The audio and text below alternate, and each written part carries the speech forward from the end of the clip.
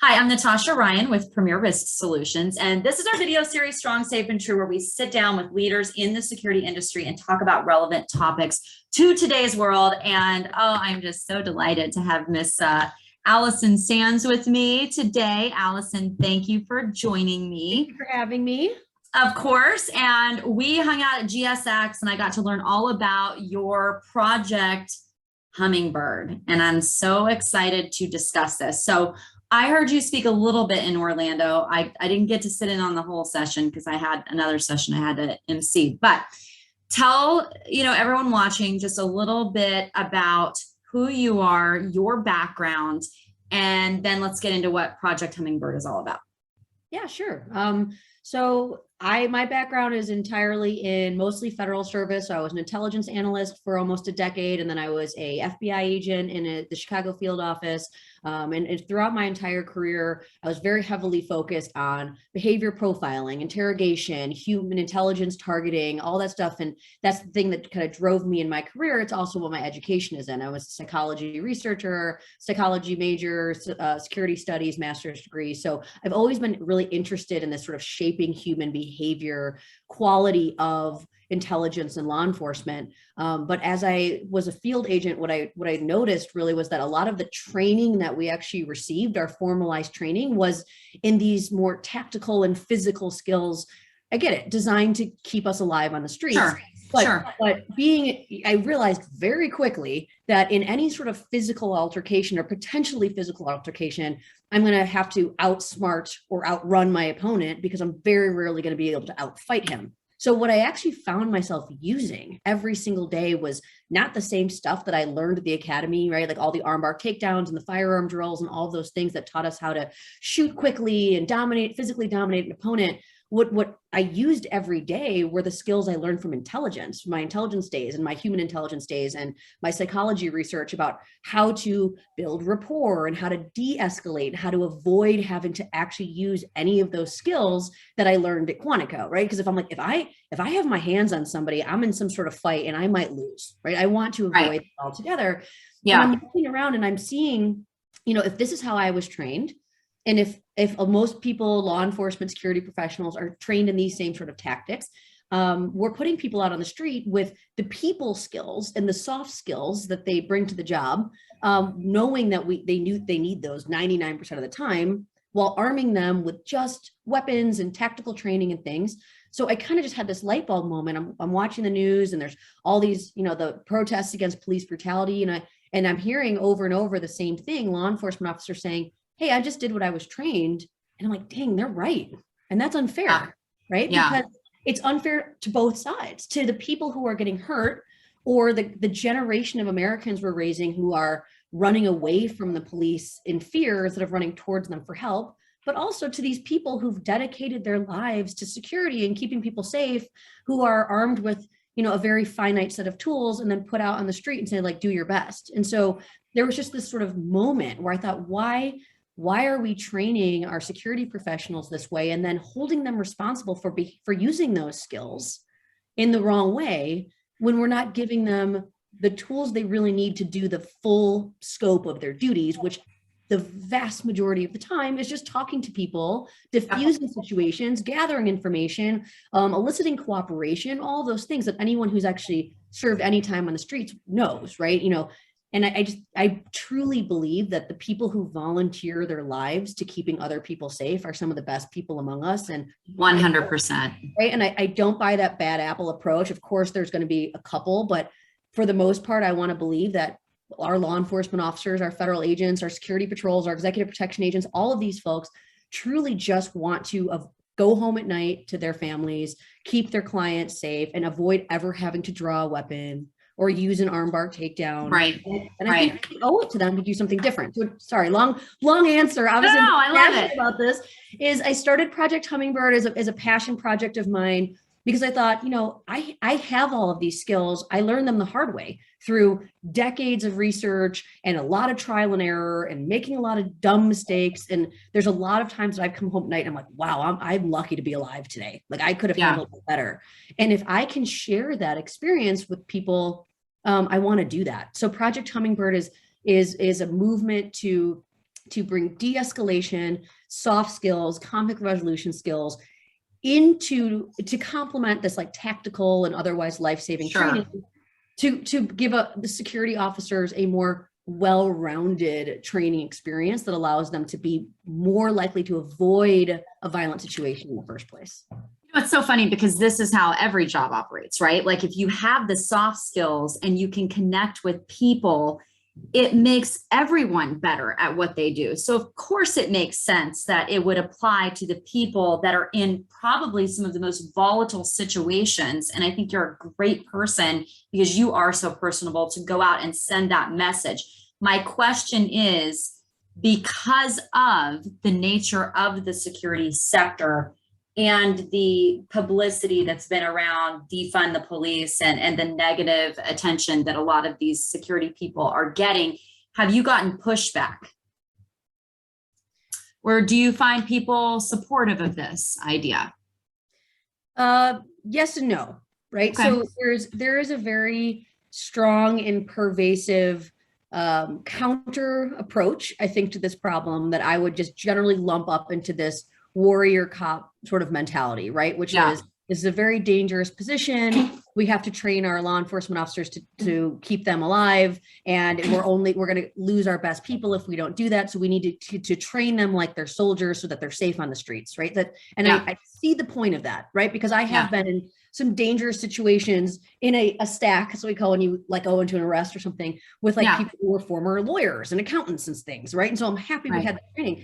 But then I also see, when you really look at the numbers, a good 25%, depends on the data you look at, but let's use the Washington Post data. It's like one of the more reliable sources. A good 25% of all officer involved shootings are people who had some sort of mental illness or mental health crisis, right? So in those cases, you want to make sure that we're like, have you exhausted the full range of options before having a shooting incident, right? And in so many of those cases, people are losing careers and like not only just losing lives, but these officers are losing careers. So people that have been in those potentially violent situations come to me and say, yes, we need more of this. And what I find is that people that have never really been in a situation where they've acted in a violent or physical way where they could have avoided it are the ones who say, I need this protection in case this happens to me. Whereas those people who have encountered that say, man, I wish I would have done that differently. So yes and no. It's a very, very delicate, intense situation because every circumstance is different and every person, every security professional, but not just security people, right? We all deal with conflict all the time. Right. And we're so heavily influenced by our own personal experience that for the most part, I'm getting this is fantastic. We absolutely need more of this. But there are definitely dissenters who say, sometimes you don't have time to de-escalate and to communicate and collect information. And I say, then that's absolutely true. Violent things happen 100%. And in those cases, we have the training for that. Right. So I'm not saying do away with that training. Right. No, I get that. Yeah. So it's like in those cases, yes, use those hundreds of hours of muscle memory to react without thinking. But you don't want to react without thinking using a weapon or something when there might be other options, because your default should be to not use force. And when you're trained in a way with hundreds and hundreds and hundreds of hours of this muscle memory, the more stressed and the more tense you have, that's what you're going to fall back on. So, right. And so I'm not saying that this warrior cop feeling, those skills are totally necessary and they have a place, and they definitely have a place in law enforcement. I don't think it's an either or. To answer your question, I think that we could be like that there's room for both of these both of these types of approaches, and they are applicable in different circumstances. I know we always say at PRS, if you have drawn your weapon, you've already lost the battle. We've already lost. Like, we should be able to focus on de-escalating the majority of the time. And then, of course, you're prepared should that not work, right? And I guess my question would be, I'm sitting here thinking about like how you literally have like, what is it, like a tenth of a second to make that decision where you're going home or they're going home. You know what I mean? And like, to know how fine is that line of knowing when the de-escalation is not going to work and the next step is necessary. How hard is it as a human to make that call? Yeah. So this is a great question and a great point, and why so much of our training is rooted in mindfulness training, right? Because if you're saying I have that 0.1 second and you're not thinking at all, you're just Yeah. reacting. We're all Yeah. humans, right? We all have that lizard brain that's triggered to keep us alive. So if I Mhm. see a potential threat and I'm not going to think at all, I'm just going to react. Of course, I'm going to draw my weapon. Of course, the person that's going to go home is going to be me, right? Yeah. So, Yeah. but what we teach very much is that the muscle that we need to practice is the mindfulness training of to stop, think, really assess the situation in a way that isn't being run by a hostile hormonal takeover of all of your stress, adrenaline, and all your cortisol responses, and actually make a decision based on the facts that are provided rather than walking into the situation with a gun drawn, which is how Yeah. we're trying to act. So, the time, the goal of de-escalation is just to expand that decision-making time from that 0.1 second you just described to maybe 30 seconds, to maybe a minute, right? Because there shouldn't be a 0.1 second decision. If that's the case, if you walk up to a scene and somebody has a gun pointed at you, well, your decision is obvious. Right. If you're not Right. sure and there's no imminent threat, there's no weapon presented, then maybe drawing a weapon isn't the right answer. That's exactly my point. So you don't always have 0.1 seconds, but you do have 0.1 seconds if you walk in assuming that this is going to be a violent encounter every single time, right? So that's sort of the point, is let's get past that assumption that all of Yeah. these decisions need to be made in an instant, because that's not the case. Sometimes yes, but most of the time not. Especially in corporate security, and this is, such a big difference from law enforcement. Sure. I'm not even just like, the vast majority of corporate security is just difficult people, or people that are Yeah. right, difficult or mentally ill or under the Yeah. influence. We very, very, very rarely need to approach a situation with a weapon drawn, right? So Yeah. I just want to, part of our goal is to, undo that assumption that all You're deprogramming essentially. program that the decision Yeah. does not need to be made in 0.1 second. So what does you're your training look like, Allison? Because you are having to deprogram what some people have, had ingrained in them for decades. So what does your training look like? Like if I went to your training, like what does that look like?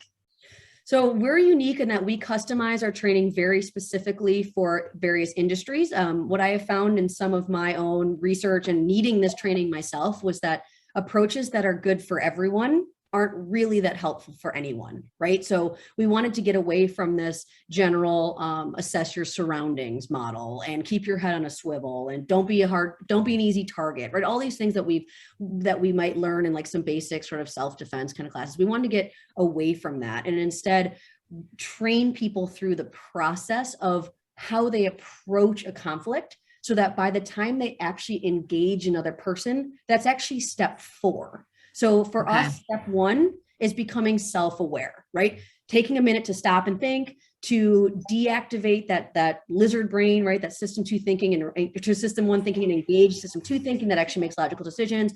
Step 2 is to actually assess your surroundings and determine, is there an immediate and credible threat? Is any action required right now? And this is a really big one I find, especially in security professionals, is because we're all just trained to act. And if you're not in law enforcement, you don't always have to. Right? Sometimes you have the option to either avoid or withdraw or pause, right? So is action actually required right now? And to assess the situation in a way that you're actually determining what sort of action is required, rather than just using your fight instinct to just get in there, right? Sure. The third step being to really and intentionally determine what your ultimate outcome is. So one of the stories that I told at GSX was, I had this person come to the FBI office. He was super irate. And I had this option always to like push this big red button, right? And if I push the big red panic button, then the security comes in, he's escorted out of the building. And my instinct was, of course, to do that because this guy's screaming in my face and I'm scared. And I was like, oh, I just want to hit this button. But I had to stop and think, well, what's my real goal, right? If my goal is just to get this guy to stop screaming at me, I can do it by having him forcibly evicted, but I could also do it by drawing my weapon. I could draw it by running away. I could draw it by putting my arm apart, right? And so I had to stop and think, what I really want is for this guy to calm down and feel like he's been heard and then leave and never come back. Right. Right. So I had to discover, like, what is it that I really want to do? And that's in this step was where we do a lot of exploring our own conflict styles that are not your typical, like you'll see in some psychology research, but the more destructive aspects of our conflict style. And we all have them. They're all based and rooted in our emotional baggage and whatever our and all that stuff that we just never. I don't know what you're talking about. You don't have that, right? But knowing your own default conflict style, and this happens a lot. A lot of people will notice that they're letting that just those drivers, those instinctual drivers, push them through their actions without actually thinking, what is it that I'm really looking for or to accomplish here? And in so often times when we really drill down, especially in after action reports, we say, what was your ultimate end goal? Not only do most people not know, but if they're really being honest, they say, well, I wanted that other person to admit that he or she was wrong, or that he or she was a jerk, or to recognize my authority. Right. There are all these like sort of ego-driven outcomes that I'm like, well, then of course the conflict didn't end well. Right? Like, even think of like your last conflict with like a family member, significant other. Is it truly to like get to some resolution of an disagreement? Or is it just to be like, I want this person to recognize that like, I am not the jerk here, right? There's so much of that ego rooted in that conflict. So we spend a lot of time talking about how do you actually ascertain what your desired outcome is. And then step 4 is how to engage another person. So what I found is that in like most de-escalation training and this kind of training, we just jump right to step 4, right? How do I use my voice and my posture and my gestures and things to convey authority and convey soft authority? And we talk about all that because that stuff's important, but that's not everything, right? You can't just train somebody how to, because it's like, you can't just hack the system. It's hard engaging and with other humans. So when we get to stage 4 in my training, this is the fun, juicy stuff, is what we try and do differently is we are very, very heavily rooted in psychology research and cognitive sciences and behavioral analysis so that we draw academic principles into our training. So it's not just common sense stuff like don't put your headphones on while you're jogging. It's like, well, here's how important what you wear is. In a study where people were given, somebody in a security guard uniform ordered people to go do something, the same task that had nothing to do with the position of the security guard, 42% of the time people complied when they were wearing normal clothes, and 95% of the time they complied when they were wearing a security uniform, right? And so we want to show like there's some science and some research behind this stuff. And I just think it makes it more compelling. And it also makes it so that we all sort of have like our instinctual, here's what works, right? And I went, well, let's not just rely on our own sort of intuition about what's worked. Like, let's look out there and see what's worked in replicable situations over and over and over and over and over again, and reevaluate. Maybe my thought or my default is not the best one. And that's what we're trying to reprogram. Right. And so we'll see, for example, when we do in like interrogation sort of studies and training that people, especially in security, want to convey this like strong, like this right authority, in studies over and over and over and over, that just doesn't work. Like people onto positive rapport. And so it's like, it doesn't, like anything in social psychology, both sides always feel true, right? There's always this like paradigm of like opposites attract, yet birds of a feather flock together. Like, which one's true? Well, let's look at the data. And then let's go from there. So then that whole section on how to engage skillfully is all about controlling an interaction to drive it towards your desired outcome that you've already identified, using the skills rooted in science and research, and then assessing your progress and learning from there. So that's what like the 5 steps all through our training program look like. I love it. Well, Allison, thanks for joining me today. And by the way, PRS, we use behavioral science too. So we like to put our people through, I don't want to say a test, but where we really get to know someone's personality to see what job they would best fit in. Because, clients like different types of people to represent them and protect them. So it really helps us to identify where someone's strengths and potential growth is. Right. So, yeah. All right. Well, thank you, Allison. Appreciate it. Thank you very much. Appreciate it. Yep. Okay. And please be sure to check back at premierrisksolutions.com weekly for more videos just like this one. If you want Allison to come and do some training for you, I'm going to link her in this post so you can reach out to her as well. Thanks, everyone. Tasha.